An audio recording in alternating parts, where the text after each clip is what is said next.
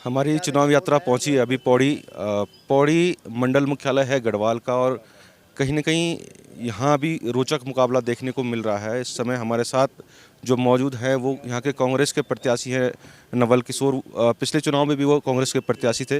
अब सीधी बात हम कांग्रेस प्रत्याशी नवल किशोर जी से करते हैं। नवल जी, पहला सवाल आपसे ये है कि किस तरीके से आप इस चुनाव को देख रहे हैं?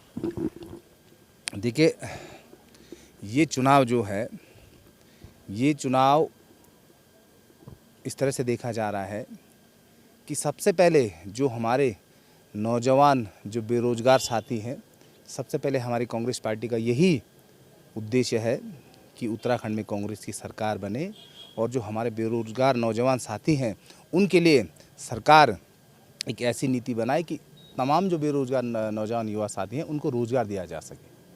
दूसरा, महंगाई चरम पर है।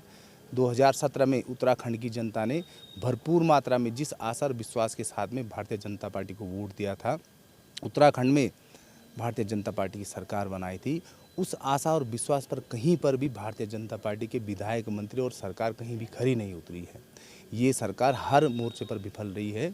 और मुख्य रूप से पौड़ी विधानसभा में जो इन्होंने पौड़ी विधानसभा की दुर्दशा की है, पौड़ी विधानसभा की दुर्दशा, इससे पूर्व मंडल मुख्यालय की इतनी दुर्दशा कभी भी किसी सरकार के द्वारा नहीं की गई है। तो निश्चित रूप से इस चीज़ का बदला जो है पौड़ी विधानसभा की जनता भारतीय जनता पार्टी को देगी, इसकी सज़ा भारतीय जनता पार्टी को देगी और यहाँ पर कांग्रेस पार्टी को वोट देकर उत्तराखंड में कांग्रेस सरकार बनाने में अपना सहयोग देगी। नवल जी, ये जो पौड़ी है ये आंदोलन, उत्तराखंड आंदोलन की जननी इसे कहा जाता है, लेकिन जितना विकास शायद और जगह वो हुआ वो यहाँ नहीं हो पाया है। तमाम योजनाएं यहाँ के लिए आई पर धरातल में आज तक नहीं दिखती है।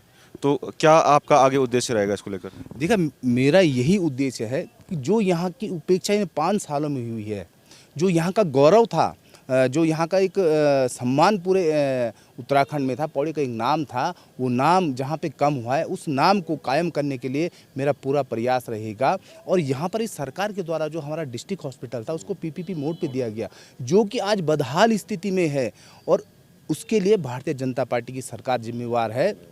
दूसरा, यहाँ पे आप सड़कों की हालत देख रहे होंगे, सड़कों की इतनी जर्जर हालत है कि ये किसी से छुपी नहीं है।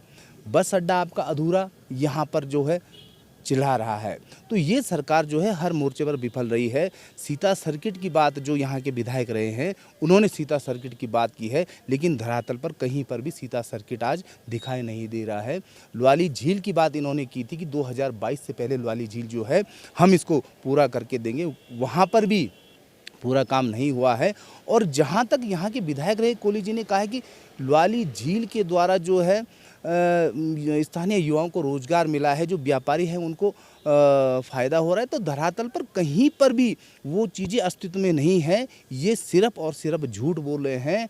और तमाम जो युवा हैं, जो नौजवान साथी हैं, जो कर्मचारी वर्ग है, जो महिला वर्ग है, जो व्यापारी वर्ग है, तमाम लोगों ने इस बार ये मन बना लिया है कि उत्तराखंड में कांग्रेस की सरकार बनानी है। नवल जी, इस बार भाजपा ने अपना कैंडिडेट बदल दिया। जो विधायक थे, सिटिंग विधायक, उनका टिकट काट करके नए प्रत्याशी पे दाव लगाया। तो आप किस तरीके से इस जंग को देख रहे हो?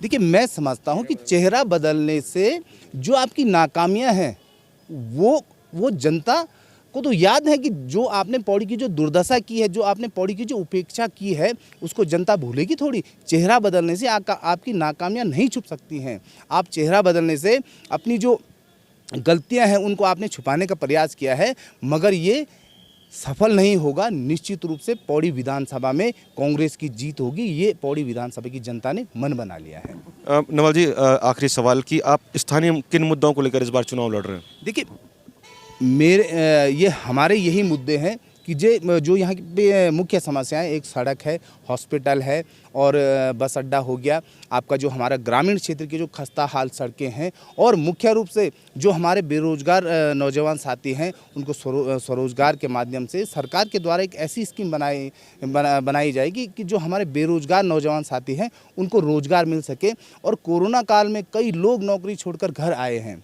निश्चित रूप से हमने मांग करी राज्य सरकार से कि सरकार इनके लिए विशेष रूप से एक ऐसी नीति बनाए कि इन लोगों को यहाँ पर रोजगार मिल सके, मगर ये सरकार इन सब मामलों में विफल रही है।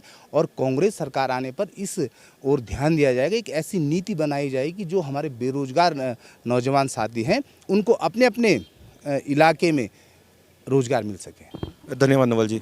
तो ये साफ कहना है कि चेहरा बदलने से नाकामियाँ नहीं छुपाई जा सकती हैं। अब ये तो जनता तय करेगी कि क्या रिजल्ट निकलता है। फिलहाल देवभूमि न्यूज़ के साथ इतना ही। हमारे चैनल को सब्सक्राइब करें और लाइक करें।